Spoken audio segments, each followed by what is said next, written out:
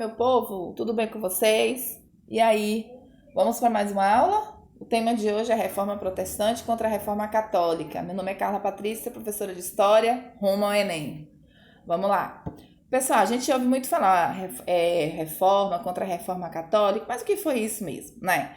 Antes da gente entrar ou construir um conceito do que foram as reformas protestantes do século XVI, a gente tem que perceber que a Europa Ocidental ela vinha passando por um processo de transformações desde o século XI, né? Bora pensar aí nas cruzadas, né? A gente vai ter como consequências da cruzada o renascimento comercial, e como consequência desse renascimento comercial, renascimento urbano, e aí a gente vai ver o quê? A gente vai ver a fragilização, ou seja, o fim, a crise da sociedade feudal, do sistema feudal. Iremos ver também, pessoal, o renascimento cultural e científico, né, contestando vários dogmas, várias verdades da igreja, beleza? Então, a gente tem que pensar nesse contexto histórico da Europa Ocidental, pessoal, que vai acabar trazendo essas transformações também no âmbito, no que diz respeito à religiosidade da cristandade europeia, né? Que durante praticamente os 1000 anos de Idade Média feudal, a gente vai ver o domínio, o monopólio da Igreja Católica, beleza? Mas então, o que foram essas reformas protestantes, tá bom? Pessoal, Reforma Protestante foi um movimento que começou no século XVI, né? Foi uma série de tentativas de reformar a Igreja Católica Romana, né?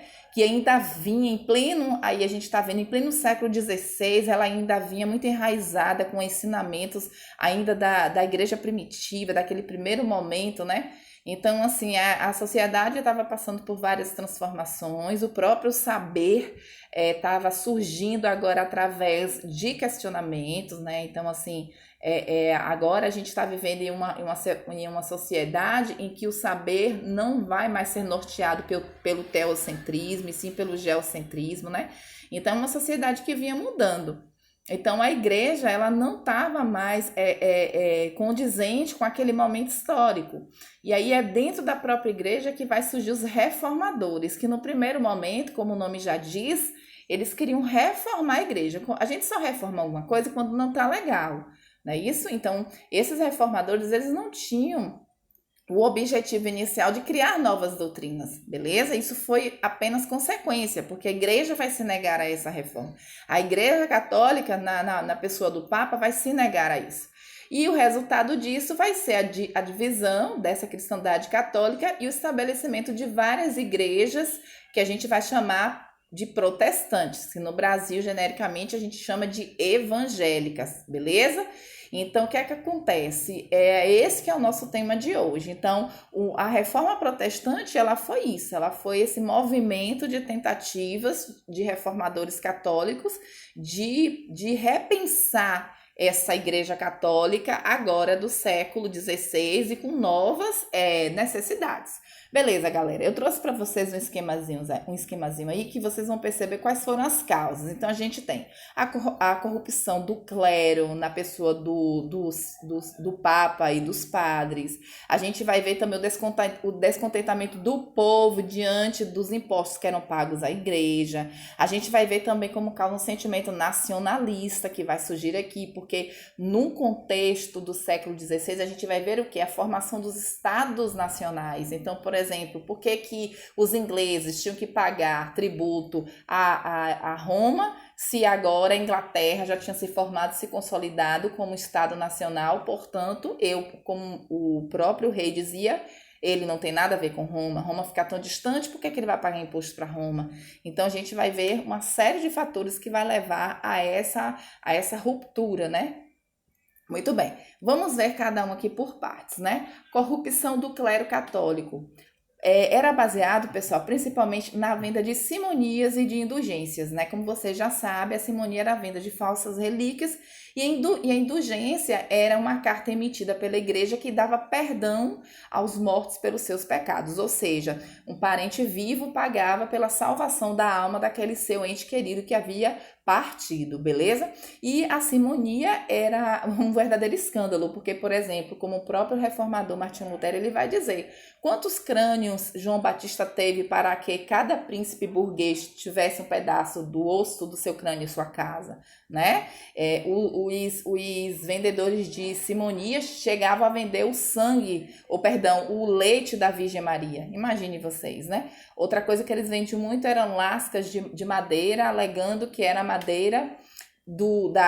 da cruz de Cristo. E aí Martinho Lutero, em um dos seus sermões, ele falou quantas florestas o lenhador teve que desmatar para que até hoje nós possamos ter em casa um pedaço da madeira de Cristo. Então, na verdade, pessoal, Martinho Lutero, ele veio usando a própria escritura questionar os ensinamentos da igreja, beleza? Por que a igreja católica naquele momento cobrava principalmente as indulgências? Pessoal, o Papa, ele estava construindo a Basílica de São Pedro, porque ele queria reunir em um só espaço os corpos dos santos, né? Então ele tinha esse projeto e precisava aumentar essa arrecadação, né, para a Igreja Católica, para a construção daquela Basílica de São Pedro, certo, pessoal? E os vendedores de indulgência, eles eram muito, vamos dizer assim, ameaçadores quando eles iam cobrar essas indulgências. Ele usava muito peças teatrais para mostrando o que aconteceria com um ente querido seu se você não comprasse a sua salvação, ou seja, ele mostrava as pessoas sendo queimadas, imagens sendo queimadas, mostrando, daqui também que surge aquela noção de purgatório, ou seja, o seu ente querido iria ficar ali purgando, purgar, vem do latim, significa purificar. Ele ficaria ali na antessala, entre aspas, do inferno ou do céu, esperando que você pagasse a salvação do seu ente querido. Agora, pensa uma coisa, quanto desespero não dava para aquelas pessoas que, além de ter perdido o seu ente querido, né, a sofrer por isso ainda, muitos não tinham recursos para comprar indulgência, então era um sofrimento duplo, né, e tudo isso começa a ser questionado agora, beleza? Para piorar a situação, a gente vai ver muitos escândalos que criticavam, que colocavam em xeque a moral dos padres, beleza? Muitos deles eram envolvidos em vários escândalos amorosos, eles frequentavam prostíbulos, eles bebiam bebidas alcoólicas que nos sermões era proibido, eles vendiam sacramentos, por exemplo, eles vendiam o batismo, cobravam pelos casamentos e assim por diante. E também a gente vai ver a posição do Papa muito questionável, né? Por quê? Porque o Papa, pessoal, no contexto do Papa que a gente vai ver Bonifácio VIII, ele vai, no governo dele que a gente vai ver o chamado cisma do Ocidente ou cativeiro de Avignon, né? Que foi a transferência do papado para Avignon, né? Tirando a sede do papado católico de Roma em 1307, tá certo? Isso foi resultado do conflito entre o Papa e o rei da França, Filipe IV, tá certo? Só para vocês terem uma ideia, no ano de 1417 é que a sede da fé católica vai retornar para Roma. Tudo isso vai fragilizar muito o poder do Papa. Juntando tudo isso, a gente vai ter o descontentamento do povo, né? O povo tolhido por uma série de impostos devido à igreja. Isso tudo vai favorecer a insatisfação espiritual, tá certo? E o povo vai ter o apoio do rei alimentando essa insatisfação. E a gente vai ter também aqui o chamado sentimento nacionalista, como eu falei para vocês, vai ser um dos motivos. Por quê? Porque a gente está no contexto da formação dos estados monárquicos modernos da Europa, e vários países, quando se unifica, por estar distante dos limites de Roma, eles não vão se achar obrigados a estarem pagando impostos à Igreja de Roma. Beleza, pessoal? Então, com tudo isso aqui, a gente vai ver, então, que a reforma seria inevitável. Mas observe, Martinho Lutero, pessoal, o monge alemão, né, ele vai tentar ainda, ele leva para o Papa, ele escreve para o Papa uma carta mostrando todos os abusos que o clero estava cometendo. Na inocência dele, ele imaginava que o clero, que o Papa não estava sabendo o que estava acontecendo. Em uma visita que Martinho Lutero ele faz a Roma, quando ele retorna, ele diz: Roma é um verdadeiro circo, vende-se de tudo, de sexo até a salvação da alma. Para vocês terem uma ideia de qual era o contexto social daquele momento da Igreja Católica. Mas, para a decepção de Martinho Lutero, o Papa não responde a sua carta, muito pelo contrário, vai pedir que ele se retrate, o que ele não faz. Tá certo? Então a gente vai ver que o monge alemão Martinho Lutero foi um dos primeiros a contestar fortemente os dogmas da Igreja Católica. Como ele não vai ser ouvido, em protesto a isso, ele vai fixar na porta da igreja de Wittenberg as 95 teses, ou seja, o maior documento da reforma protestante, que criticava vários pontos da doutrina católica, como o principal deles a venda de indulgência. Ele vai te falar que se vende indulgência, se vende a salvação da alma, então foi vã a morte de Jesus Cristo na cruz. Beleza, pessoal? E aí, diante disso, a gente vai ver surgir a doutrina a doutrina luterana, tá bom?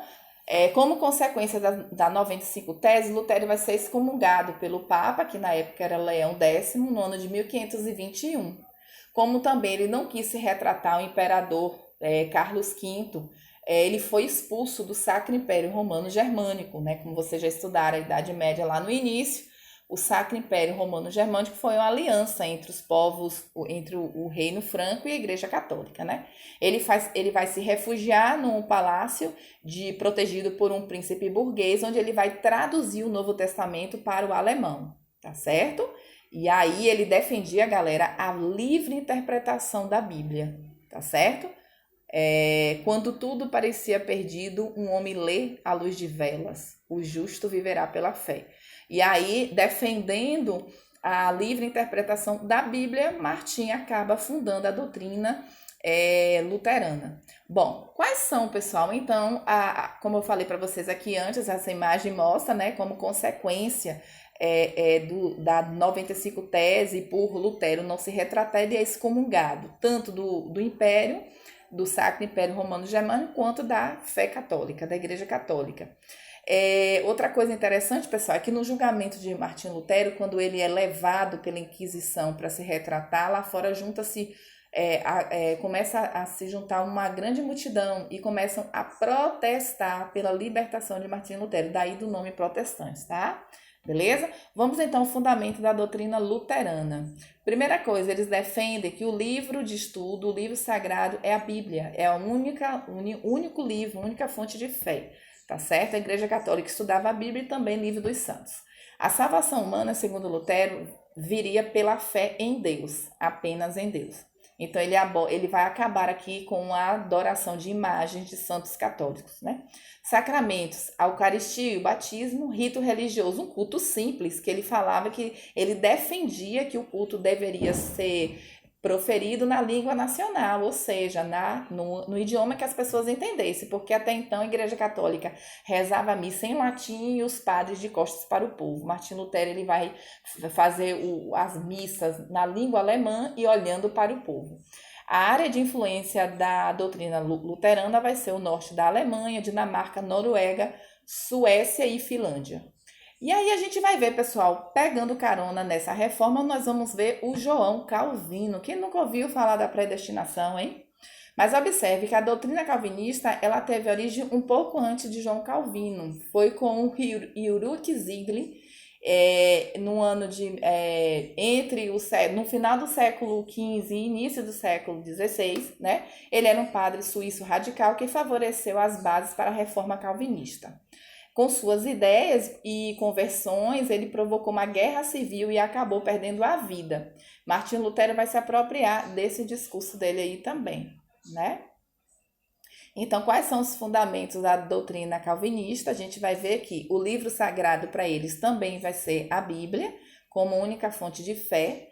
A salvação, pessoal, ela é interessante na doutrina calvinista. Ela vem pela predestinação. Como é que seria isso? Lembrando que Devido a isso, a religião calvinista vai ser a favorita da burguesia. Por quê? Porque eles vão associar o trabalho árduo, duro, a entrega ao trabalho como passos que você dá para manter a sua salvação. Ou seja, o homem ele tem que se livrar dos vícios, da boemia e se dedicar ao trabalho. Ele tem que levar uma vida regrada, dedicada ao trabalho, sem vícios, porque assim ele estaria se mantendo no caminho da fé. Segundo essa doutrina, todas as pessoas nascem predestinadas à salvação.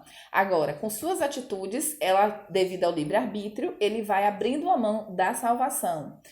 Numa vida de vícios, preguiçosa. Essa doutrina defende muito a questão do trabalho, tá?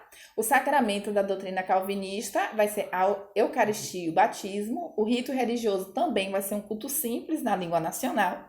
E a área de influência vai ser a Suíça, Países Baixos, parte da França, a Inglaterra, os chamados puritanos, né, que a gente vai ver, e na Escócia, os presbiterianos. No Brasil, a gente vê que o calvinismo recebe o nome de igreja presbiteriana, né? Na nossa cidade mesmo tem uma aqui, fica ali no Cilion, mais ou menos.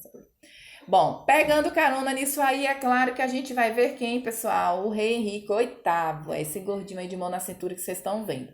Ele vai ser o único reformador não religioso. Ele vai se aproveitar desse momento de reforma, dessa onda que estava vindo de reformas religiosas, e ele vai romper com a Igreja Católica. Carlos, ele rompe com a Igreja Católica por quê? Por dois motivos, pessoal. Primeiro, ele queria acumular esse poder, né? Esse poder religioso em suas mãos, lembrando que rei Henrique VIII é um rei absolutista. E segundo, ele queria a carta de divórcio, porque ele queria se casar com Ana de Bolênia.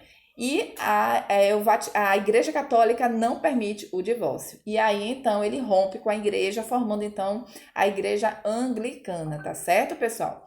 Então, ele vai romper com a igreja após o Papa ter se recusado a cancelar o seu casamento e lhe dar a carta de divórcio, né?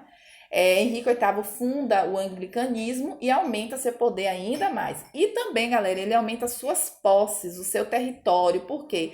Porque quando ele rompe com a Igreja Católica, ele toma os territórios que ele tinha dado a Roma, tá certo? A um pacto que tinha. Beleza. Quais são os fundamentos, então, da Igreja Anglicana, galera? A Bíblia também vai ser a fonte de fé. A salvação humana vem pela fé em Deus.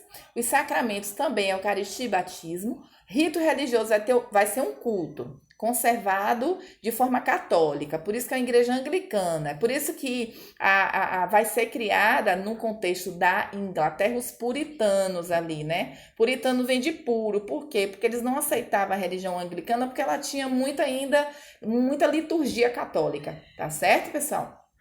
Eles vão defender também o uso da língua nacional, no caso, o inglês para as cerimônias religiosas. A área de influência vai ser a Inglaterra. Aí eu pergunto a vocês acham que a Igreja Católica ficou de braços abertos cada dia, vendo tudo se bagunçar e perdendo cada dia mais fiéis? É óbvio que não, né, pessoal? Porque cada doutrina dessa que ia sendo fundada, fiéis iam sendo perdidos pela Igreja Católica, né? Muito bem, então a gente vai ver o que foi a Contra-Reforma, né? A Contra-Reforma, pessoal, foi o seguinte: com os avanços dos ideais, das ideias protestantes, ganhou força um amplo movimento de moralização do clero e reorganização das estruturas administrativas da Igreja Católica, tá certo? Isso tudo ficou conhecido como Contra-Reforma, que na verdade foi um conjunto de medidas tomadas pelo clero católico, pelo alto clero católico, para que, pessoal, diminuísse, para que freasse o avanço protestante e que também diminuísse essa perda que estava tendo de fiéis. Além do mais, a Contra-Reforma, pessoal, ela vai criar a chamada Companhia de Jesus, que são os padres jesuítas, que esses vão receber a missão, né, de ir pelo mundo, e eu estou falando do Novo Mundo, porque no século XV o mundo europeu se amplia, eles passam a conhecer a América, e aí, então, a Igreja Católica vai criar essa ordem de padres missionários para virem para o Novo Mundo catequizar os nossos indígenas, para aumentar o seu domínio na América, já que tinha perdido muitos fiéis na Europa, beleza, pessoal? Muito bem, como foi então que se deu essa reforma católica? Vocês já ouviram falar de Concílio de Trento? Não é concílio da treta, é concílio de Trento. Treta é outra coisa. Carla, teve treta? Teve treta, mas o nome do negócio é concílio de Trento, tá? Trento porque é o nome dado a uma cidade italiana onde, enfim, essa reunião, esse concílio chegou a uma série de ações e regras para tentar moralizar a Igreja Católica, né, pessoal? Muito bem. Bispos e papas, eles vão se reunir na cidade italiana de Trento. Lembrando que antes da cidade de Trento, eles já haviam feito reuniões em outras cidades, tá certo? Da Itália. Muito bem, qual o objetivo? O objetivo de traçar um plano de reação contra o avanço das igrejas protestantes, tá certo? As mudanças referiam-se às práticas da Igreja Católica e também à declaração de guerra aos protestantes, além da vigilância sobre os católicos, beleza? Galera, a igreja, a Igreja Católica, ela passou por essa reforma. Hoje, ela vem, aliás, desde há 2 anos atrás, ela já vem numa proposta de reforma, tá certo? Por quê? A igreja, ela tem que responder, ela tem que acalentar, ela tem que receber os questionamentos humanos, as aflições humanas. E essa igreja, ela tem que estar antenada com as necessidades dos seus fiéis. Por exemplo, nesse Concílio de Trento, só para vocês terem um exemplo, não foi discutido, por exemplo, a questão do aborto, porque naquele momento não era uma questão que era discutida pela igreja. E já atualmente a gente vê, né? O Papa fazendo agora, ele escreve e ele discute, por exemplo, não só a questão do aborto, como a questão das relações homoafetivas, porque sempre a igreja tem que estar antenada com as necessidades ali de quem ela acolhe, tá certo? Então, no que diz respeito ao Concílio de Trento, o que é que estava ali incomodando a sociedade? A corrupção do clero católico, a falta de moralidade do clero católico, né? Então, é isso que o Concílio de Trento vai, então, discutir. Muito bem. O que é que a gente vai ver? O Concílio de Trento ficou decidido da seguinte forma. Quais foram as conclusões que eles chegaram, né? E que virou os novos pilares da Igreja Católica. Primeiro, a salvação da alma, galera. A salvação da alma agora não vem por venda de indulgência. Olha que coisa boa, galera. Não vem. Depende da fé e das boas obras. Carla, mas eu sou da igreja e lá o padre me manda pagar a indulgência. Eu sei, gente, mas essa pagação de indulgência é feita de quê? Oração. Vai lá, ó meu filho, você vai lá, se confessa com o padre, né? Aí o padre fala, vai lá, paga a penitência, minha filha. Reza 10 Ave Maria, 50 Pai Nosso, entendeu? Depende do tempo. Mas não, você não precisa estar pagando, né? Ou comprando esse perdão do pecado.